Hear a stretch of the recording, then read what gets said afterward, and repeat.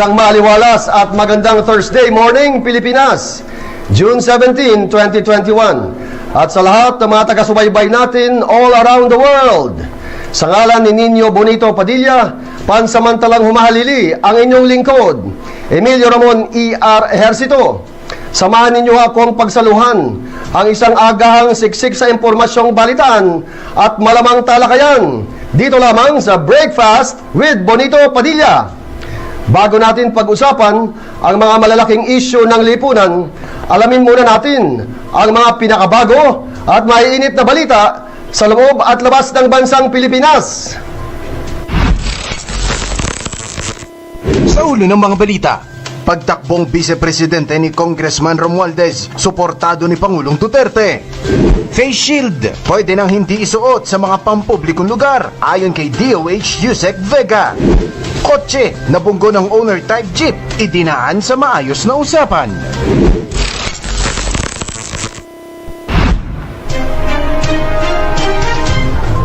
Sa detalye ng mga balita, Representative Congressman Martin Romualdez may suportang binasbas mula kay Pangulong Rodrigo Roa Duterte hinggil sa darating na eleksyon at kampanya 2022. Ano ito? At bakit todo ang suportang ibinibigay ni Pangulong Mayor Digong sa kongresista? Alamin natin ang detalye sa report ni Victor de Guzman. Victor?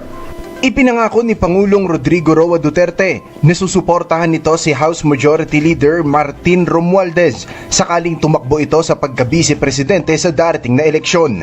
Ayon sa Pangulo, noong panahong nagkakaroon ng hindi pagkakunawaan sa mababang kapulungan sa Kongreso, kaugnay sa kung sino na dapat ang umupo bilang susunod House Speaker, sinabihan niya si Representative Romualdez na umatras na sa usaping ito. Noong panahon na niyang iyon, ipinangako ng Pangulo ang suporta sa kongresista sakaling tumakbo ito bilang Vice President. Ayon kay Pangulong Duterte, kikilalanin niya ang kanyang binitawang salita. Kaya ang deal ko sa kanya ganito, huwag ka na lang maghabol dyan. The next election, which is just around the corner, if you run for Vice President, I will support you. And I will hold on that commitment. Bagamat magandang ideya niya ang pagtakbo bilang Vice President, lalo't mayroon pa siyang mga laban na nais ipagpatuloy tulad ng kampanya sa iligal na droga, krimen at korupsyon, maging ang mga infrastructure project. Sa oras na tumakbo si Romualdez bilang Vice President sa 2022, huwag na niya siyang asahang tumakbo pa. Gayunpaman, nilinaw naman ng Pangulo na sakaling hindi tatakbo ang kongresista, posibleng hindi pa rin tatakbo ang Pangulo. Pag tumakbo si Romualdez, wala ako. Pag hindi tumakbo si Romualdez, wala rin ako siguro. Matatanda ang pinalulutang ng mga taga-suporta ng Pangulo na tumakbo sa pagka-vice-presidente matapos ang termino, ngunit kinukontra ito ni Duterte dahil anya magre-retiro na siya. Para sa TV ko to, your daily source of news on the move, Victor de Guzman. This is Brakefast.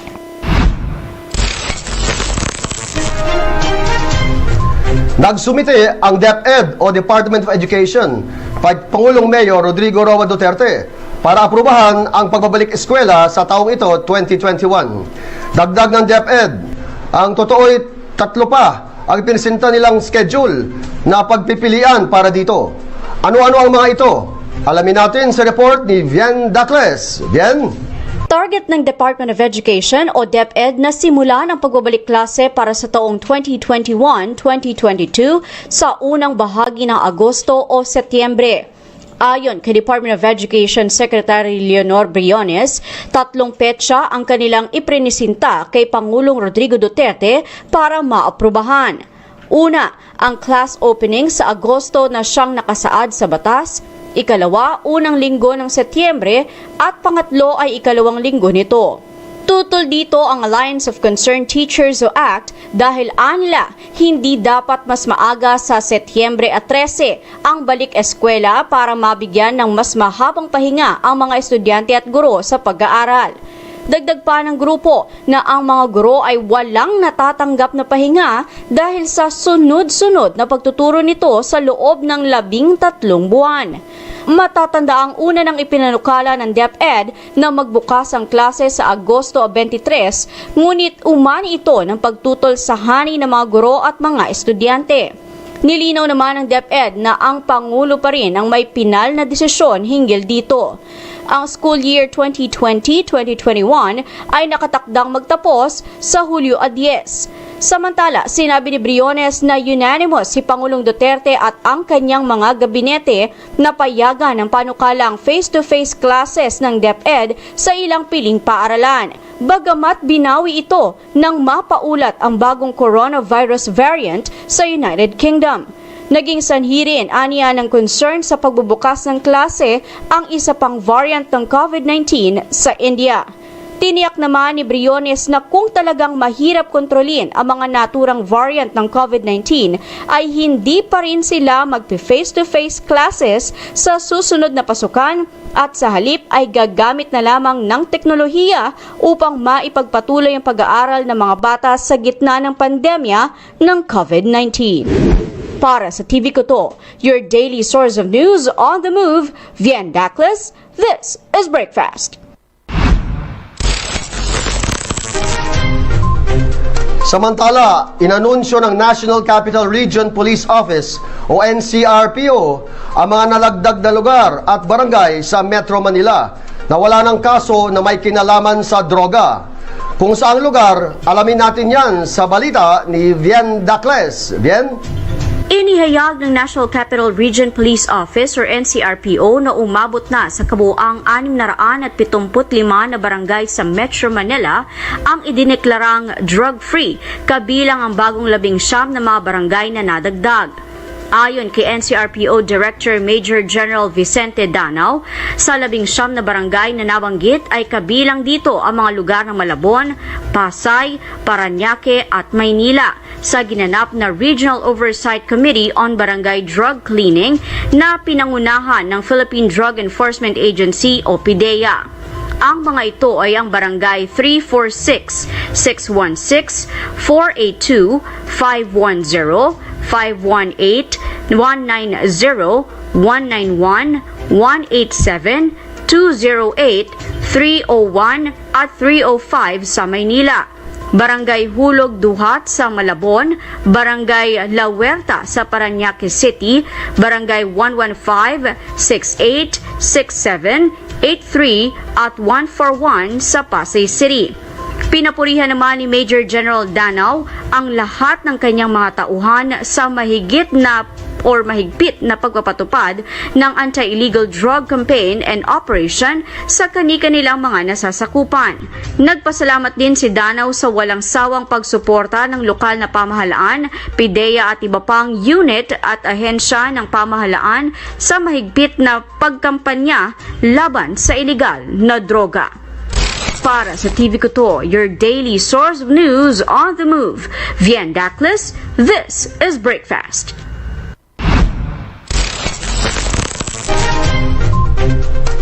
Sawa ka na ba sa pagsusuot ng face shield? Pwes, magtiis-tiis pa. Dahil kung ang ahensya ng DOH ang tatanungin, hindi pa dapat tanggalin ang requirement na mandatory face shield.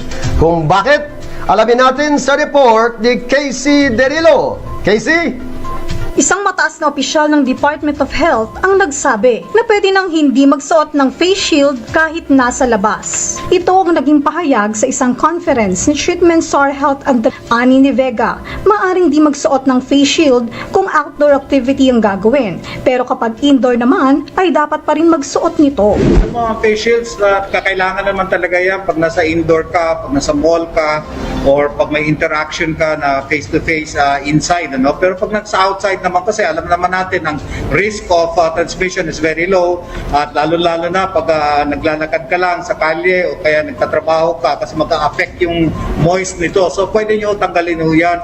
Pero pag pumasok kayo sa mga indoors, kailangan may face shields kasi ito yung added protection na hindi kayo makatransmit o mahawaan kayo.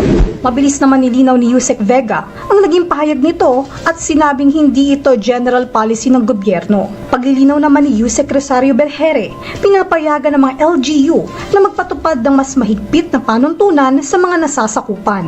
Hindi pa rin panahon para ihinto ang face shield dahil patuloy pa rin ang pagtaas ng kaso ng COVID-19 sa ilang probinsya.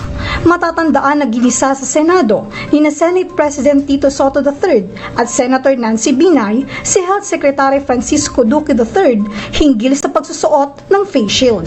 Ayon kay Duque, na kailangan pa rin ng face shield bilang dagdag proteksyon laban sa COVID-19. Kaakibat ang paggamit din ng face mask at pagsasagawa ng social distancing. Nilinaw ni Presidential Spokesperson Harry Roque na hindi pa binabago ng IATF o Interagency Task Force ang mandatory na pagsusuot ng face mask at face shield sa loob at labas ng bahay. Para sa TV ko to, your daily source of news on the move. Casey Drillo, this is Brakefast. This is Brakefast.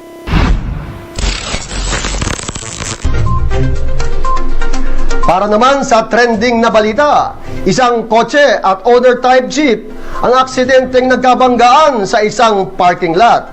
Kung anong aral ang mapupulot sa kwentong ito, alamin natin yan sa trending report ni Victor de Guzman. Victor? Eksena sa BPI Caritan kahapon ng umaga. Banggaan sa pagitan ng isang owner-type jeep at isang sedan. Salaysay na may-ari ng kotse sa kanyang post sa Facebook na kinilalang si Francis Anthony Semana. Pumarada ang may-ari ng owner jeep sa likod ng kanyang sasakyan para mag-withdraw. Pero ang owner jeep unti-unting umatras at nabunggo sa kanyang sasakyan. Dahil dito sinundan siya ni Francis sa ATM, isang matandang lalaki na bitbit pa umano ang kanyang winidraw na pera. Pagkatanong niya kung wala bang handbrake ang kanyang owner-type jeep, napansin niya ang biglang pagkanerbiyos ng motorista at agad itong humingi ng pasensya dahil hindi niya raw alam. Dito na nagdesisyon si Francis na pagbigyan si Manong sabay hagod sa kanyang likod. Punto ni Francis, parehas naman silang ligtas, maliit lang ang tama sa kanyang sasakyan at mas malaki pa ang gastos kapag na-high blood si Manong.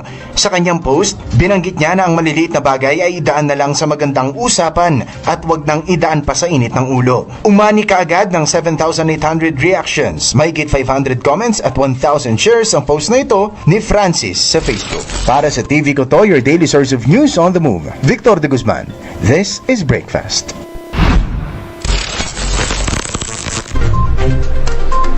Ituloy-tuloy po natin ang balitaan mamaya sa ating pagbabalik.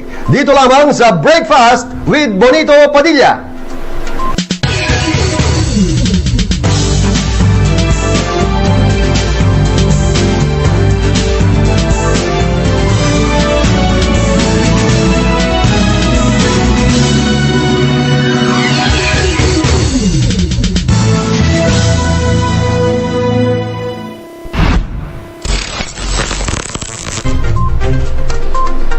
Nagbabalik ang Brakefast with Bonito at dakuhan na natin ang iba pang mga balita ngayong umaga. Para sa mga mahilig mamasyal dyan, ngayong unti-unti na nagluluwag ang mga travel restriction sa ilang lugar sa bansang Pilipinas. Marami ang na-excite na gumala ulit at gawin ang kanilang travel list. Kabilang na dyan ang lungsod ng Baguio o kilala bilang Summer Capital of the Philippines at City of Pines. Kung ano-ano ang mga lugar na hindi mo dapat palagpasin sa Baguio City, alamin natin yan sa report ni Casey Drillo. Casey? Kasabay ng pagluwag ng travel restrictions sa ilang lugar sa bansa, dumaan man ang summer at dry season, ay hindi mawawala sa bucket list ng mga Pinoy ang pumunta ng Baguio City o kilala bilang the City of Pines. Ito ay isang lungsod sa Hilagang Luzon na bahagi ng lalawigan ng Benguet. Kabilang sa mga tourist attraction na hindi dapat palagpasin sa summer capital ng bansa ay ang La Trinidad Strawberry Farm. Maliban sa sariwang hangin, ay napakagandang mamili dito dahil sa murang halaga ng mga gulay. Siyempre, panalo din ang pagbili ng strawberry o di kaya strawberry picking kung saan ikaw mismong mangunguha ng sariwang prutas na direktang nakatanim. May karampatang bayad nga lang pero sulit, lalo na sa mga first time lang nabibisita sa lungsod. Kung ang trip nyo naman ay mas maraming outdoor activities gaya ng pamamangka, sakay ng naglalakihang swan boats o biking sa parke, Nariyan ang Burnham Park, na kilalang pasyalan ng buong pamilya sa Baguio City. Pwede rin maglatag ng tela sa damuhan, habang dinadama ang malamig na klima o simoy ng hangin, lalo na sa umaga. Mahigpit naman ay pinagbabawal ang pagkakalat at paninigarilyo dito sa tinatawag na Mother of All Parks o Burnham Park sa Baguio City. Magandang lugar din ang Baguio sa mga mahihilig sa art at naghahanap ng inspirasyon para sa sariling masterpiece. Nariyan ang Bencab Museum na matatagpuan sa Benguet at ang entrance fee ay nasa 150 pesos lamang. Siyempre, hindi rin mawawala ang Mines View Park na maaaring matanaw ang Benguet's Gold and Copper Mine at ang mga nakapalibot na kabundukan. Dumako naman tayo sa mga naghahanap ng makukulay na mga templo, kaakit-akit na pagodas at landscape ng hardin. Nariyan ang Chinese Temple o Bell Church sa Baguio City na matatagpuan sa ibaba ng La Trinidad, Benguet. May aklat umano dito na magagamit para sa mga nais malaman ng kasaysayan at kultura ng China. Para makumpleto ang travel list, huwag kalimutan dumaan sa puso ng Baguio City na matatagpuan ang Baguio Catholic Cathedral na dinarayo din ng mga turista.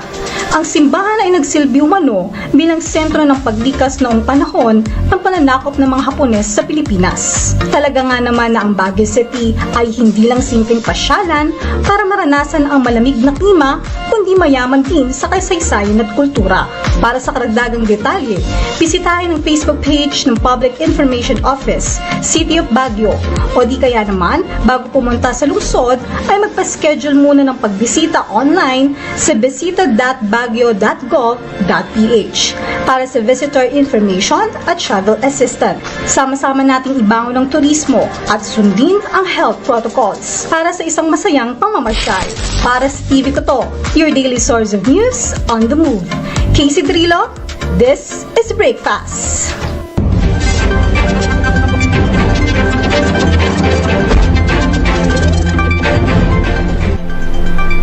Samantala, balita naman mula sa karatig bansa, 2 pasaway na pasahero sa bansang Portugal ang pinaalis sa eroplano dahil sa hindi pagsunod nito sa health protocol.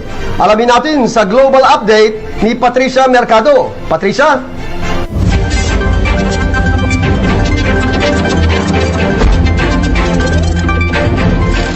Pinababa ng eroplano ang isang pasaway na pasaherong di sumunod sa health protocol sa Portugal.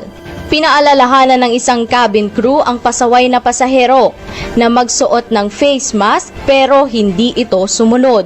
At bigla na lang nagalit at siniguan pa ang staff ng eroplano.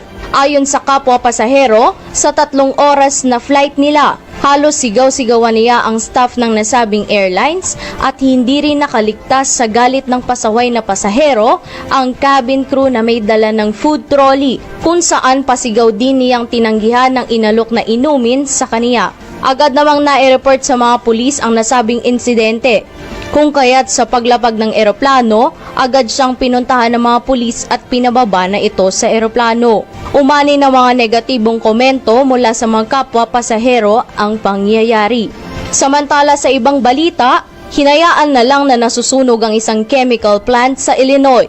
Kuha sa aerial shot ang laki ng sunog sa isang planta ng chemical. Ito ay ang The Chem2 Lubricant Production Plant. Nirespondihan naman kaagad ng mga otoridad ang lugar pero limitado lang ang paggamit nila ng tubig sa pag-apula nito. Ang nasabing planta ay puno ng iba't ibang klase ng chemical tulad ng lead, nitrogen at iba pang chemical na pang anti-freeze. Kung kaya't limitado lang ang pagbuga ng tubig dito dahil posible raw umanong humalo ang mga chemical na ito sa Rock River. At ito ang maging dahilan ng tinatawag nilang environmental nightmare. Agad namang pinalikas sa mga residente na nasa 1 mile radius mula sa nasabing planta. Maswerte naman na walang nai-report na sugatan liban sa isang bombero na nagtamo lang ng minor injury. Patuloy ang paalala ng mga otoridad lalo na ang mga nasa 3 mile radius na magsuot ng face mask at huwag mamulot ng mga falling debris mula sa sunog. Sa ngayon, hindi pa rin alam ang pinagmulan ng sunog at posibleng umabot pa ito ng higit sa 2 araw.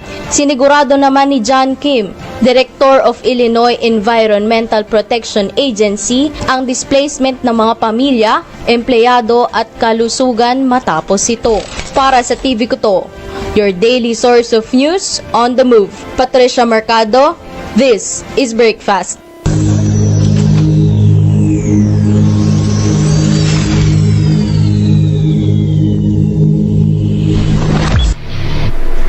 Para naman sa balitang pampalakasan, panalo ang Gilas Pilipinas sa dikitang laban kontra South Korea sa ginanap na FIBA Asia Cup Qualifiers. Kung paano nasungkit ng Gilas ang tagumpay, sinong player ang nagpanalo? Alamin natin sa Sports Centrum Update ni Carl Valencia. Carl?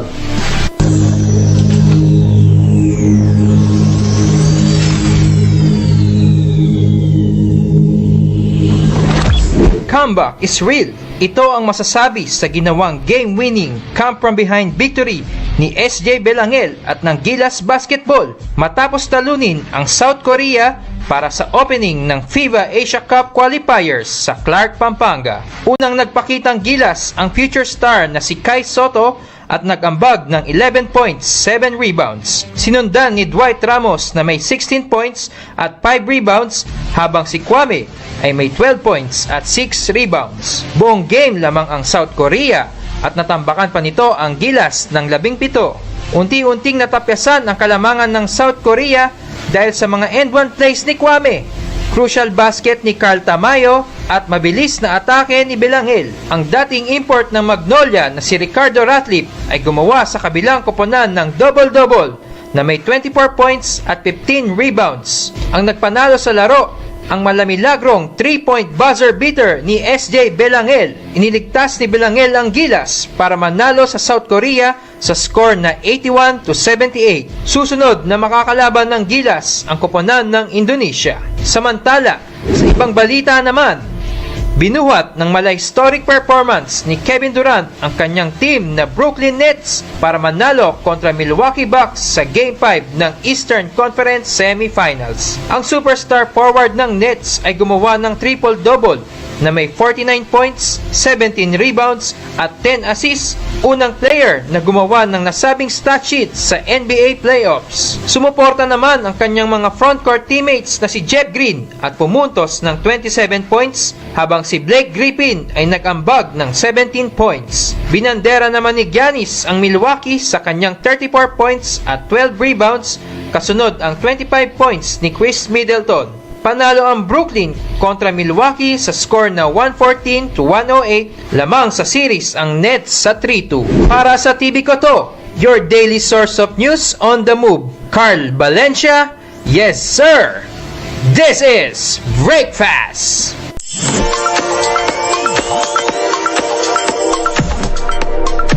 Para naman sa ating balitang showbiz, isang celebrity ang nagsalita na tungkol sa pambubuli umano sa kanya ng kanyang mga co-host sa isang programa.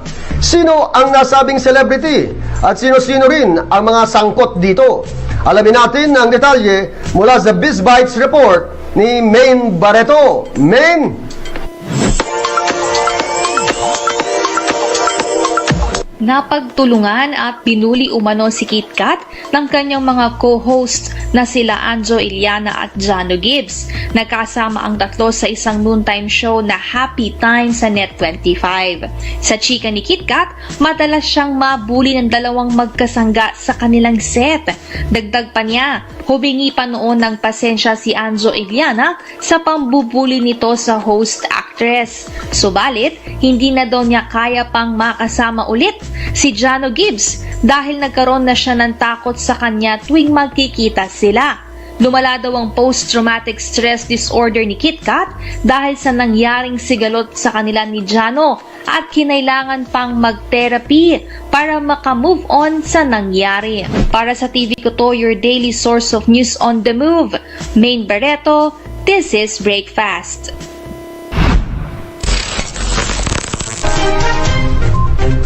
At yan muna ang mga maiinit na balita ngayong umaga. Sa ating pagbabalik, makakasama na natin si Shiela Edubas at makakapanayam niya si Meralco Media Relations Officer Marco Manyalak para talakayin ang ilang mga usapin sa kuryente at kung paano makakatipid sa pagkasumo nito. Diyan lamang po kayo, magbabalik pa ang Brakefast with Bonito.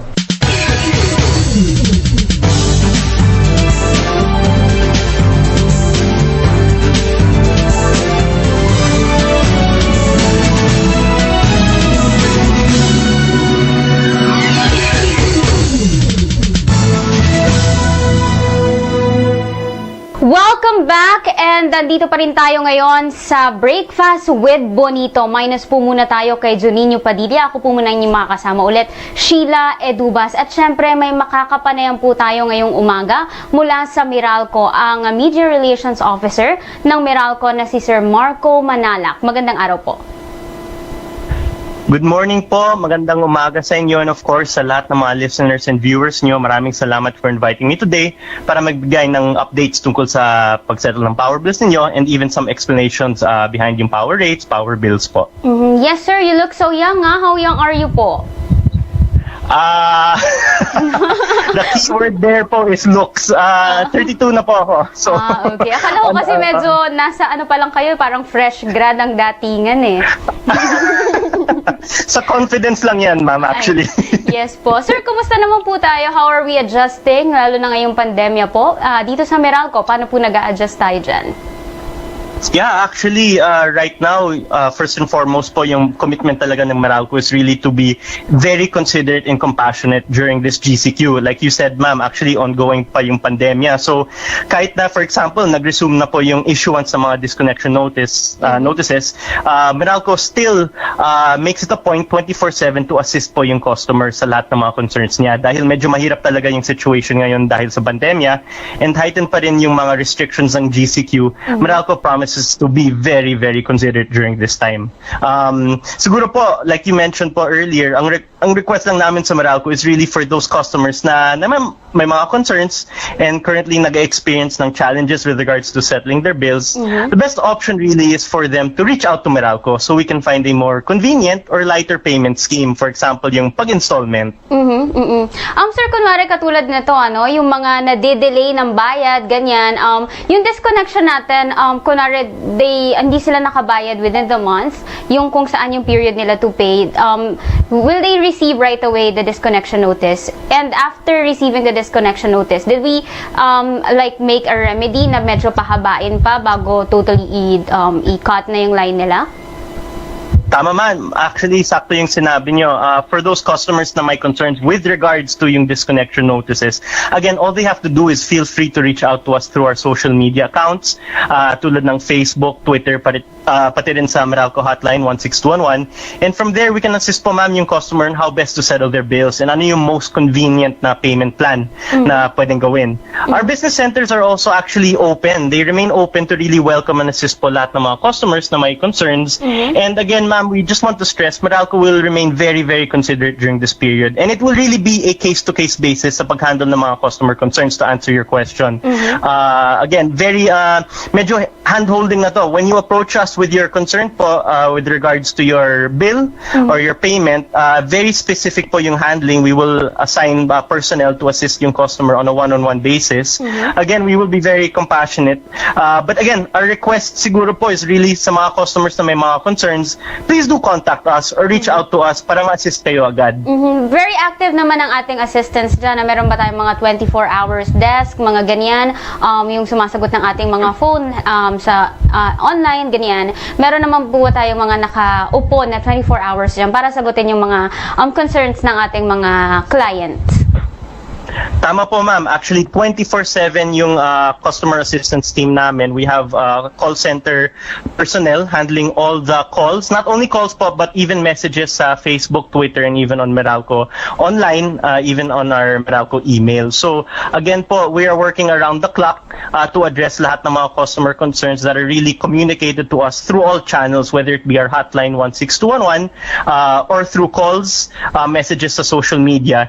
And again po, even if it's not related po sa billing. For example, it's related to the Meralco facility, or may mga concerns kayo outside the realm of payment or billing.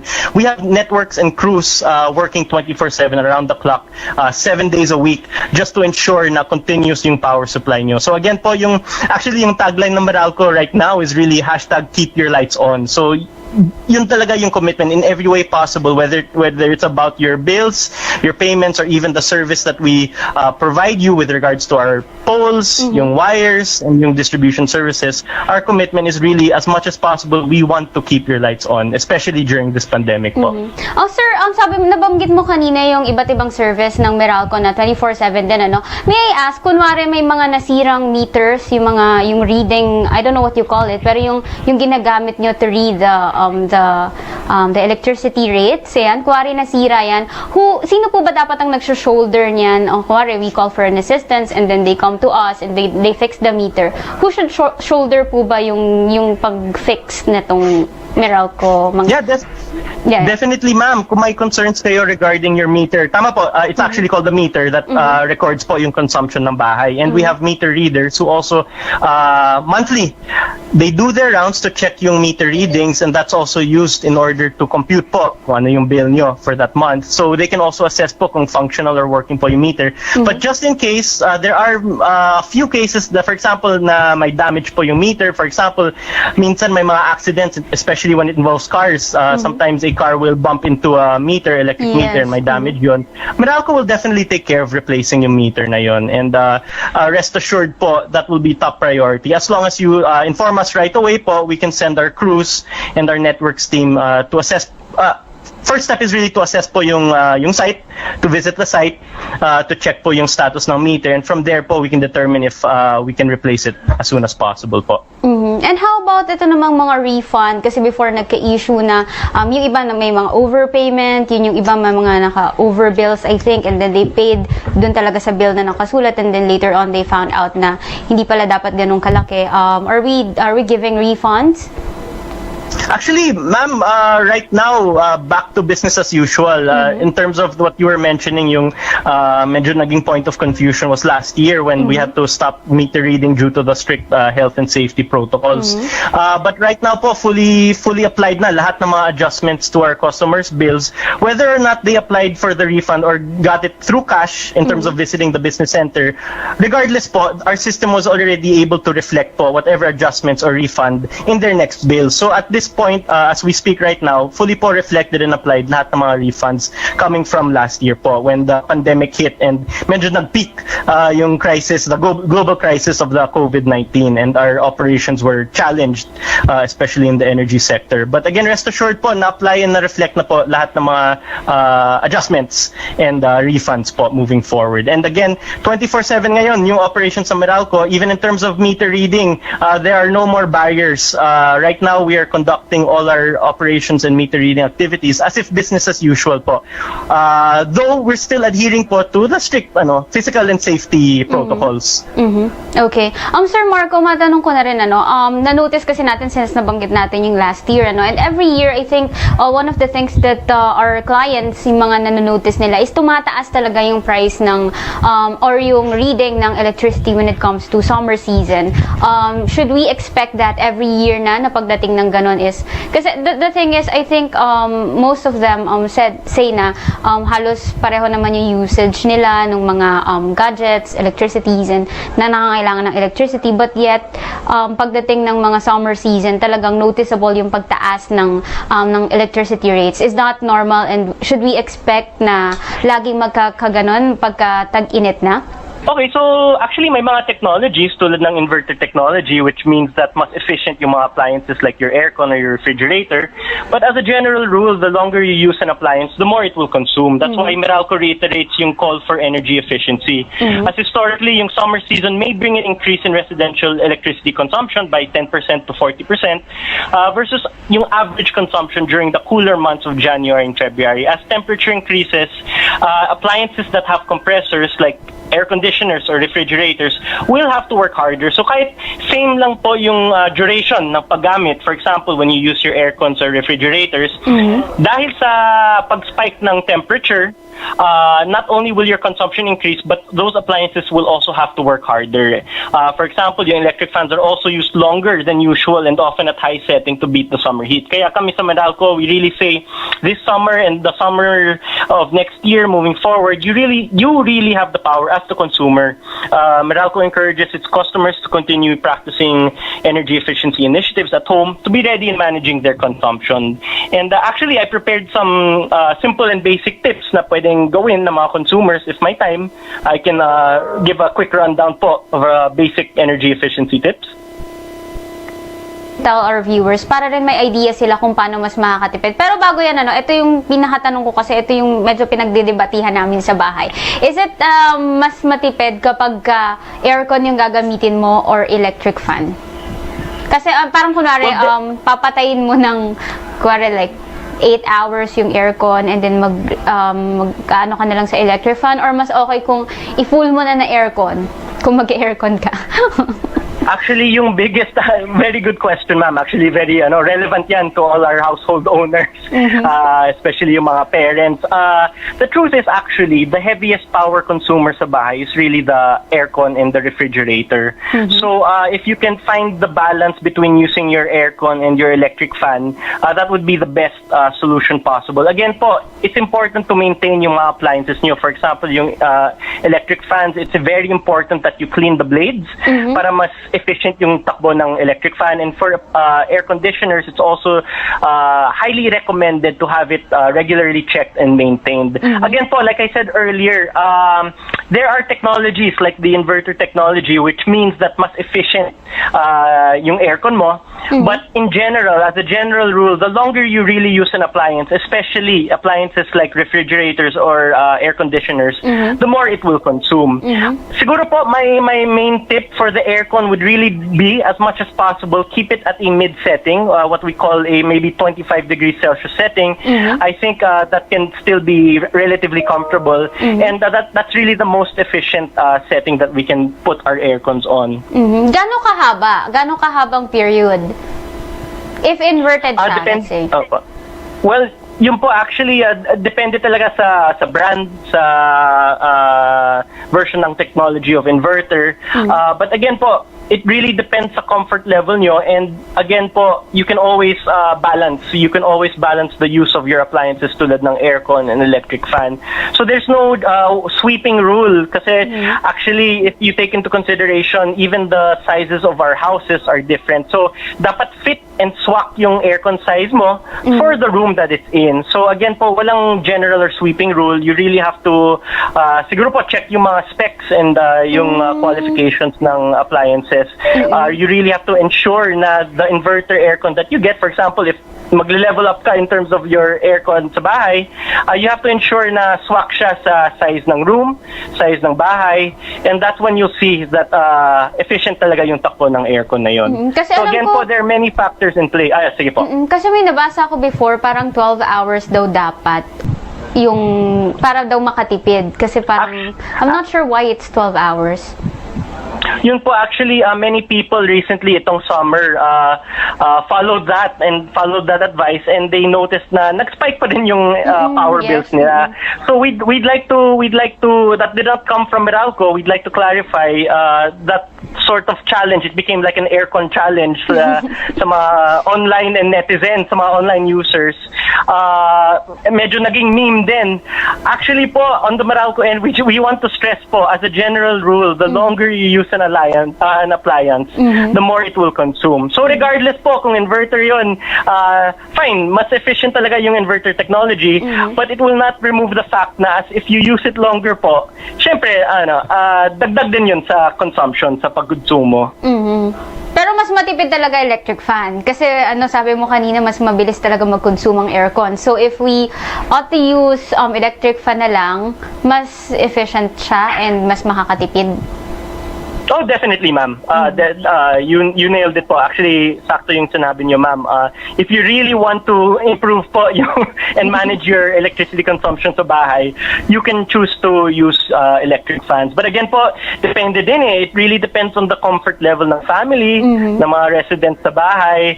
But again po, if you really want to use an aircon, what we suggest on the Meralco end is really to set it at a mid-setting. And usually yung mid-setting na yun is a 25 degrees Celsius setting. Okay, Ito naman, Sir Marco, medyo ibang topic din to, pero related din naman dito sa paggamit ng electricity. Kasi di ba ang Meralco, it's more of the electricity, yun nga po. And now, people are proposing for the renewable energy. So how is Meralco taking this? Do you plan to adjust as well to renewable energy? Very good point, ma'am. You're right to point out that Meralco is a distribution utility, meaning we're at the end po ng supply chain. We're not the ones who generate power. Hindi kami yung power suppliers, power generators, and we're not the transmission grid. We're actually the ones who bring the power to the residents, to the households. Kami yung parang end game ng supply chain. But with regards to power supply, actually, we do fully support po yung renewable energy supply. Actually, recently, the 50 megawatts solar power plant of Power Source First Bulacan Solar Inc., we call it PFBSI, officially started po yung commercial operations and now provides clean and renewable power to the Luzon grid. So, now called Bulacan Sol, this newly completed plant secured a clearance to operate from the Energy Regulatory Commission, or yung tinatawag na ERC, on May 12. Located in San Miguel, Bulacan, this project is really a joint undertaking of MGen Renewable Energy Inc., M-Green, which owns 60% of the project, and Power Source Energy Holdings Corporation with 40%. Ito po yung parang pinaka-recent and latest and most exciting development in terms of renewable energy. M-Green po is the renewable energy unit of Meralco Power Gen Corporation, or MGen, which in turn is the power generation arm of Meralco. So, through Bulacan Sol po, we hope that they play a significant role in One Meralco Group's long-term sustainability agenda.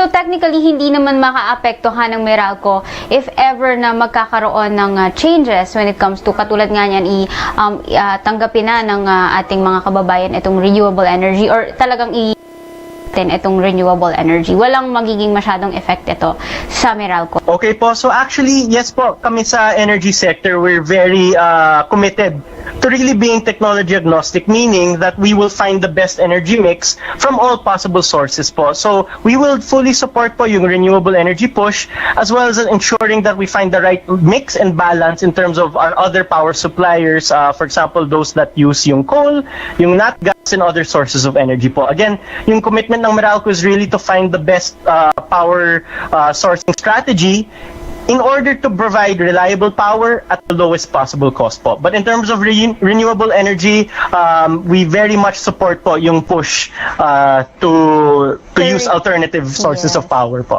Oo, ayan sir, naku, ang dami-dami naming natutunan sa inyo, ano. Pero bago po tayo magtapos, meron po ba kayong mensahe sa mga clients natin, customers dito sa Meralco?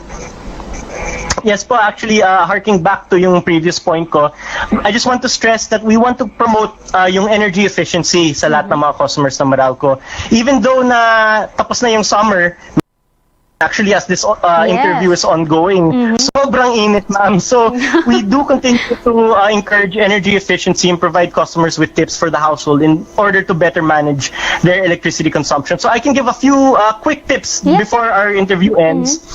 These simple everyday activities include cleaning your aircon filters every 2 weeks to ensure optimal performance, setting your aircon's thermostat to 25 degrees Celsius to maximize efficiency.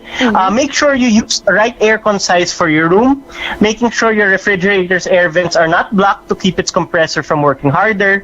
And ito po, very basic but very effective tip is really unplugging appliances when not in use to avoid phantom load, using a power strip to make it easier and more convenient to turn appliances off simultaneously with just one switch. And of course po, yung pinaka-basic na tip is really maximizing natural light during daytime. So if malakas naman yung araw, very bright and sunny po yung area nyo, especially sa bahay, you can feel free to switch off yung mga ilaw nyo, switch off the lights, and maximize po yung natural light. So again, all our tips are found sa Meralco website. You can find it also in our Meralco Facebook page. And again, I guess to end po yung interview, I just want to encourage customers for any concerns whatsoever it may be, whether it be regarding po yung bill ninyo, yung service nyo, yung power situation sa area nyo, or even energy efficiency tips, do feel free to reach out to us po at our hotline 16211 and sa lahat ng mga social media accounts tulad ng Facebook, Twitter, even through our website, Meralco website. Very accessible po. We have personnel working 24/7 around the clock to really assist po customers, especially during this pandemic na medyo mahirap talaga yung situation. Yes, We commit to keep it on. Meron akong isang tip. Ewan ko kung papasok. Charot. Maligo araw-araw. Diba? Para, I mean, it will prevent you from acquiring COVID-19, and at the same time, it will help reduce energy because, of course, hindi ka na mag-aircon and mag-electric fan if you take a bath. Very, very good tip, ma'am. Isama niyo yan. So, Note ko yan sa materials, sa upcoming materials namin. Ayan. Okay, sir. Maraming salamat. Marami kaming natutunan, and syempre, sana makasama ulit namin kayo sa iba pa naming mga episodes dito sa Brakefast with Bonito. Maraming salamat, ma'am. Thank you so much for having me. Anytime po. Ingat, take care. God bless po. Okay, maraming salamat at nakasama natin sa linya si Sir Marco Manalak, Media Relations Officer ng Meralco. Mamaya sa pagbabalik ng Brakefast, marami pa rin po tayong pag-uusapan. Dyan lamang kayo.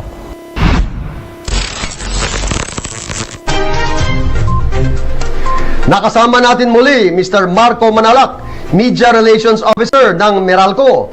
Maraming salamat po, sir. At yan ang kabuuan ng isa na namang agahang siksik sa impormasyong balitaan at malamang talakayan.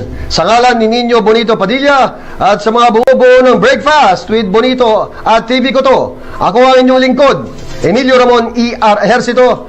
Hanggang bukas, magsama-sama tayong muli. Magandang umaga, Pilipinas!